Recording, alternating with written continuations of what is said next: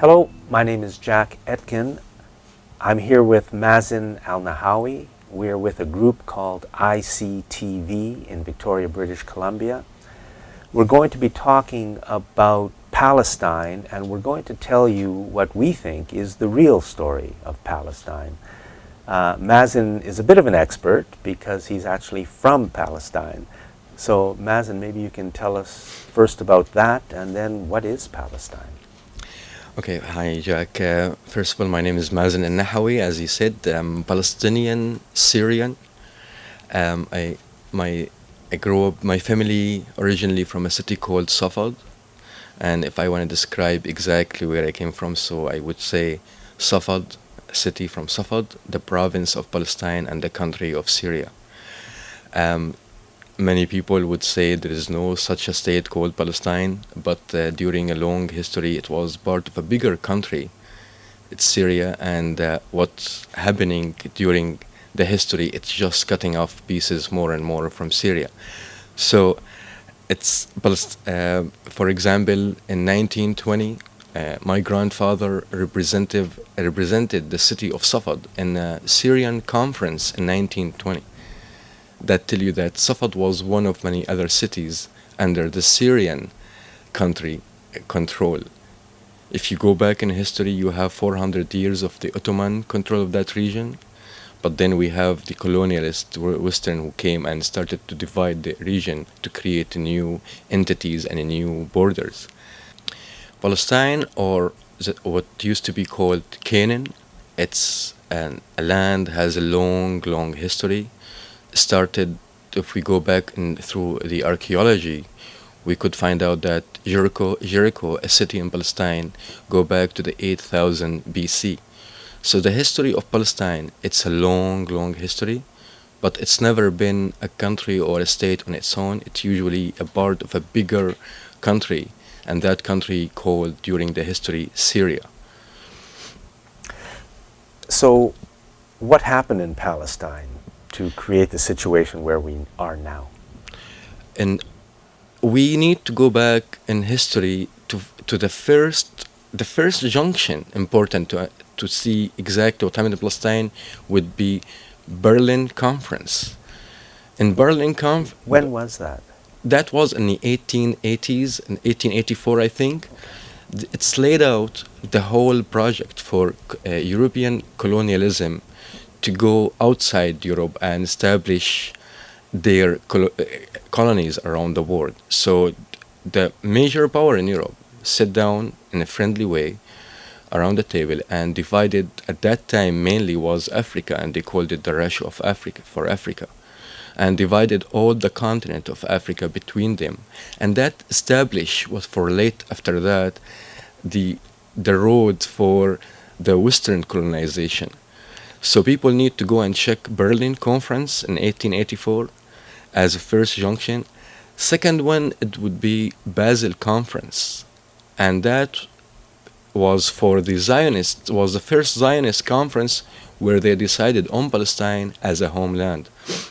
Many people consider that as the first ignition for everything.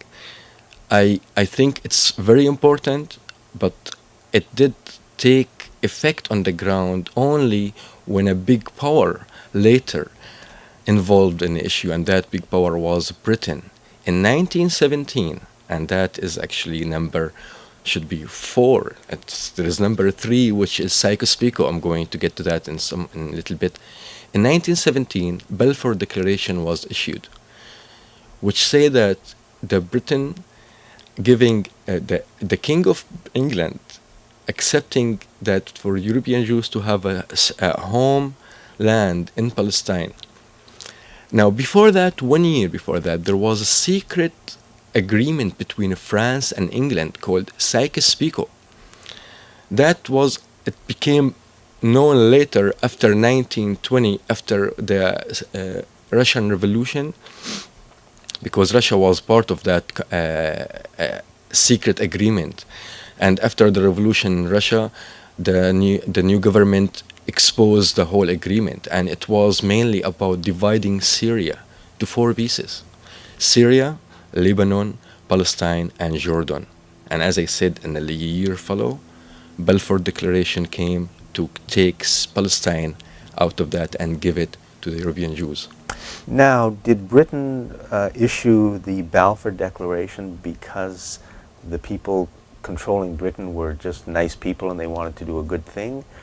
Or was this situation that is now presented to us always as an Arab-Jewish conflict, is it really just a big power control strategy?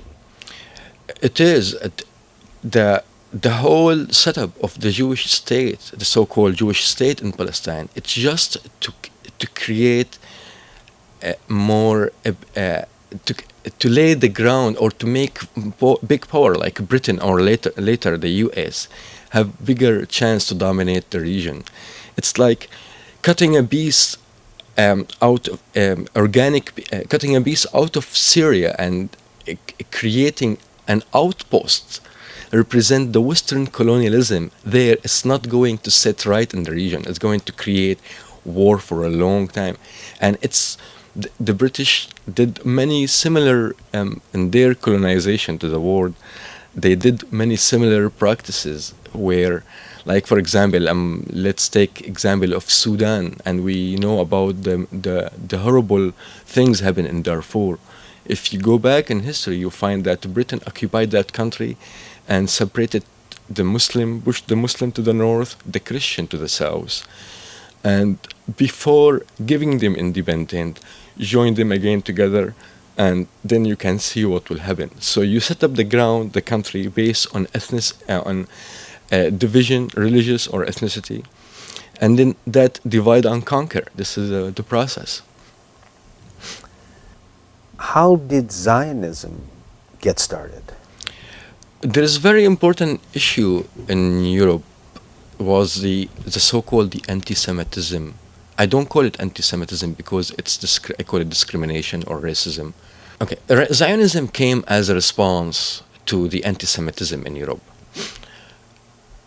They thought that to finish with the anti-Semitism, Jews need to go out of Europe. This is the only solution. What time period was this?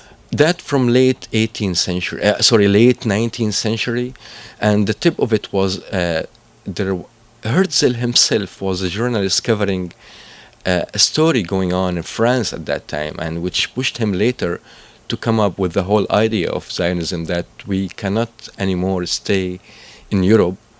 Obviously, the anti-Semitism, it's overwhelming, and we have to get out of here.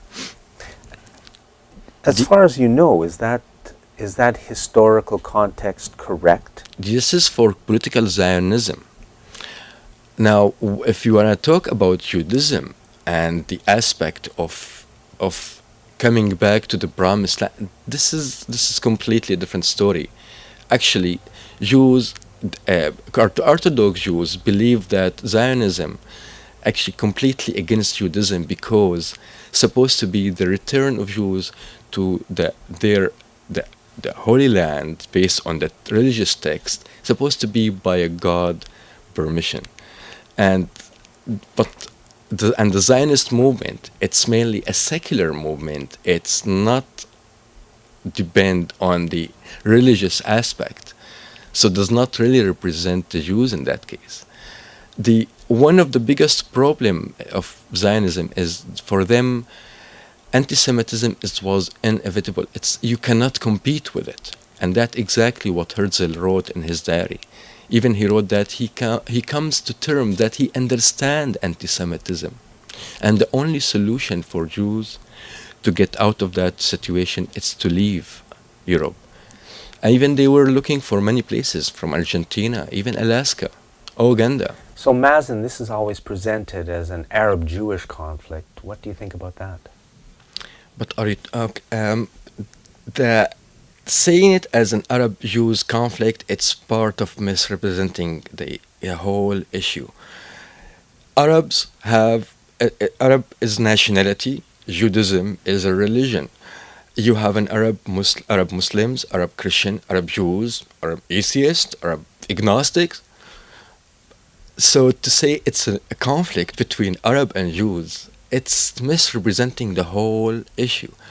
It's actually a struggle between colonial settlers, mainly European colonial settlers, and indigenous people of Palestine, who have among them many Jews and Christian and Muslim. They are not only Muslim.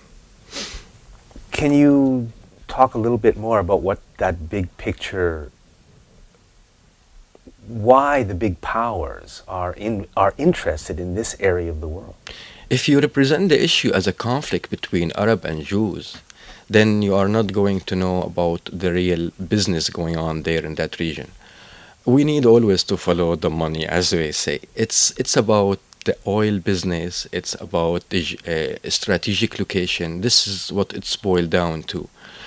Representing it as a conflict between ethnic groups, or these are manipulated groups. They were mainly played by big power behind the scene.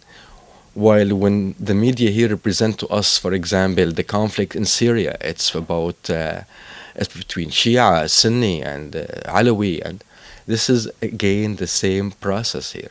No, the bottom line here, it's big colonial power, or in the past was France, Britain, and now the US, which carry on the same thing, using these kind of front conflict to cover the real issue, which is about dominating the region. Mazin Al Nahawi, thank you very much. My name is Jack Etkin, and thank you for watching what we think is the real story of